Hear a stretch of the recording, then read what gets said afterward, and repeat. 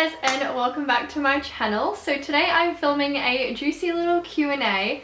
I'm a little bit nervous for this video, and honestly I've put it off for the past couple of weeks. I did ask you guys on Instagram to ask me some questions with that little like question box thing, but some of them were juicier than expected. They're not like too TMI, but they're a little bit juicy, so I was a little bit hesitant to do this video, I guess. I know my family members watch these videos and some of my work colleagues, so I'm sorry if you find out a little bit too much information about me. You don't have to watch this video. I've got my little iced latte here, so let's just pretend this is the tea. But yeah, let's get on to the questions. Alright, Larry. I'm honestly nervous. I don't know why I'm drinking a coffee when I'm about to ask some TMI questions. I'm not going to say the people's names because I'm not sure if they would want me to or not. So yeah, I'm just going to leave out their names. But the first person said, what is something you and Andy always disagree about? There's always that one thing. Now, I actually thought about this question for a while because I didn't want to have a boring answer. The answer is we don't really fight and we don't really disagree. So that's kind of boring to say, right? Me and Andy are like quite chilled out people. We're pretty like, I don't know, just chill. Like, we don't fight or argue about anything, and we don't really ever disagree. But the only two things I could think of for this video was cats. The amount of food we feed the cats. So basically I like to go off the guidelines that we are told to feed our cats, and Andy likes to feed them way more. Like, as soon as they meow, he feeds them like another whole like cup of food. So that's one thing. And the other thing is driving. Now that I am doing a lot more driving to get my license and that kind of thing, that's probably the only other thing we like slightly disagree about, because we're both super safe drivers and he obviously doesn't know what's going on in my mind. So like when I'm driving along and like whatever, if he sees something that he doesn't think I've seen, he'll be like, Britt, and I'll be like, dude, you're gonna make me have a car accident. So that's probably the only other thing we disagree about. And it's good because like we're both safe people, but he just doesn't know if I've seen like what's ahead of us, or like the speed limit, or that there's a pole there when I'm parking, or things like that. So they're probably the only two things I can think of though. I'm sorry, they're super boring. The next question is, what age do you think you will want to have kids? I think we will have them in the next probably year to 2 years. I honestly would love to have them now, but with this whole like personal training thing, I really want to get like my business underway and just like be in the field. So I think that'd be pretty hard if I was pregnant and then if I like had a baby. So hopefully in the next like 1 to 2 years, once I get my feet in the door and that kind of thing. But yeah, probably sometime around then. Andy will be 30, which sounds really old. But he's still like super young at heart, and I will be 26. And I've always said I wanted to have kids before 26. So yeah, probably in the next 1 to 2 years. The next question is, if your boyfriend asked you to be in an open relationship, what would you do? Now that is very juicy. It's a pretty easy answer for this for me because Andy is just like not that type of person at all. So I can't even imagine what it would be like if he ever asked me to be in an open relationship. But for the sake of the question, I would not be okay with that. Obviously, we have been together for 6 years now and we're just like so in love. So I just can't imagine any of us being able to like sleep with other people or like date other people. I just find that really odd. But in saying that, I actually do know a few couples who are in open relationships and it works perfectly for them and they love it. So I think it's all up to your own relationship, but just for me and Andy personally, I just cannot imagine that ever being a thing. So the next question is, have you ever had any pregnancy scares? No, we haven't really had any pregnancy scares, but I would say in the last probably 6 months, we had 2 in a way. My period was 5 days late, and I feel weird just saying period on the internet, but anyway, yeah, I was late for my period by like 4 to 5 days, and maybe like even 6 days for one of them. And I'm never late. Like, I track my cycle on an app on my phone, and I've been doing that for years and years and years, and it has always been on time. So when it was late the last like couple of months, we kind of freaked out and was like, whoa, what's going on here? But also like not to the point where we actually took a pregnancy test, because I don't know, I don't know how to say that.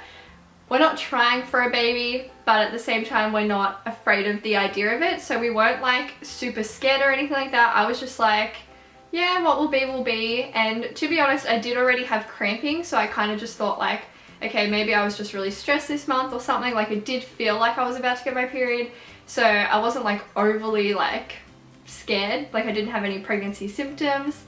So yeah, they're probably the only 2 pregnancy scares we've had in a way. But in saying that, it was really weird because it's one of those weird emotions that once I got my period, I was really sad. Like I cried both times because I was just like, oh my god, like imagine if we were pregnant and about to have a baby. That would be so amazing. But obviously we weren't like trying and we're not exactly ready. So yeah, it was a bit of a weird time, like emotion wise, because we obviously weren't trying for a baby, but in those like 4 or 5 days I was kind of like, ooh, maybe it'd be cool and like the right time to have a baby now. But yeah, that's the answer to that question. The next question is, are you on birth control and do you take safe sex seriously? I don't really know what they mean by do you take safe sex seriously. Like, yes, doesn't everyone, or shouldn't everyone? I don't know. Are you on birth control? I am not taking any hormonal birth controls, or like I don't have the rod or anything like that. I have actually never really been on the pill. I think I went on it for like 1 month and then got rid of it because I just didn't like it. I don't even like putting like Panadol or Advil or anything in my body, like if I've got cramps or like a headache or something. I just don't really love putting things in my body that could make me feel different. I don't know if that makes me sound like a little bit of a psycho. But yeah, I just don't like putting things in my body that is not necessarily natural. So I have never been on birth control with Andy, or just in general, because I think all of you guys know that Andy was my first partner. But yeah, we just use natural contraception. Hey, Peanut. But yeah, we just use natural contraception, and yes, we do practice safe sex. That sounds weird. Obviously we don't have a baby, so practice safe sex, kids. She also asked, did you ever have the sex talk with your parents, and if not, do you wish you did? Ooh, no, I did not, and no, I do not wish I did. I think I learned enough as well from my friends, because in high school I had like, like 4 to 5 close girlfriends. We were like a group of 6. And they all had boyfriends and that type of thing, like long-term, like 3-year relationship boyfriends, and they're actually pretty much all still together now. So I pretty much learned like everything I know of them. So that was really helpful. The next question is from my personal trainer actually, so he probably, you know, doesn't mind me saying that. But he said, what do you want to be in life? No, where do you want to be in life? What do you want to be? Like an animal or like a clown? Anyway, where do you want to be in life in 12 months time? That is a very like hard question. He also said, what's your dream job?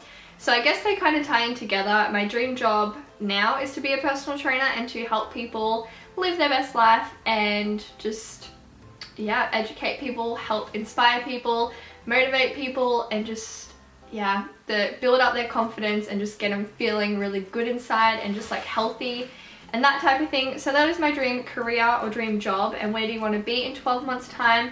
Basically doing that. So I'm halfway through studying my certificate now. I still have the other half to go, but in 12 months time I hope to be finished it completely and having clients and that type of thing and just living my best life, you know, and then hopefully have babies and get married. So yeah.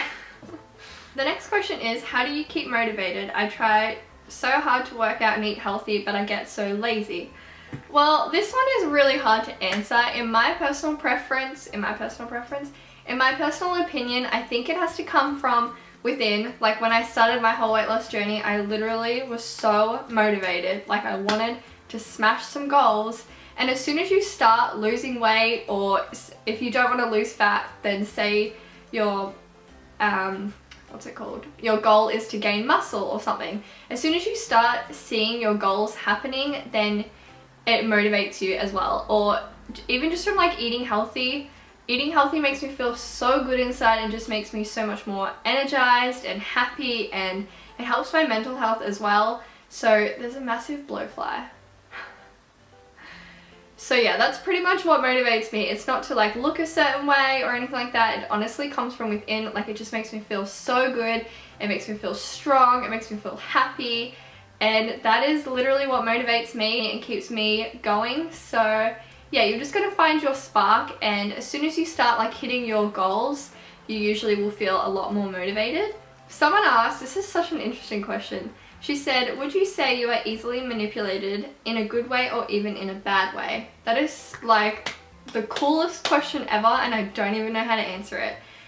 I do not think that I am easily manipulated. I actually think I'm one of those people that get a vibe from someone as soon as I meet them. I usually can tell right away if they're like a good human being, or if they're a little bit like bad, or if they're just like completely like a poo head. So yeah, I don't know, I just feel like I read people's vibes and read their emotions and how they talk and like their body language and things like that.